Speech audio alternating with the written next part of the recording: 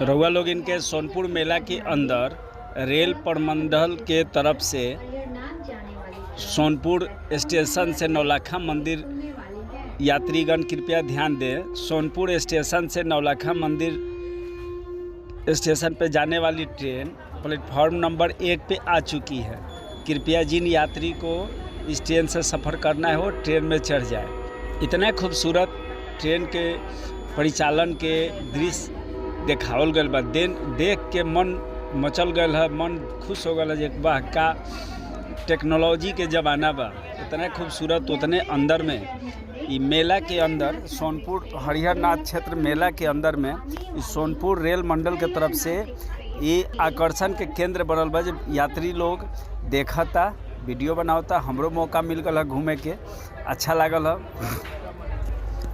इतना खूबसूरत ये मेला के अंदर घूमे के मौका मिलल है, देख के मन बहुत अच्छा लागल है। काहे कि अभी एशिया महादेश के सबसे खूबसूरत ही मेला बा। वो लोग आई है मेला के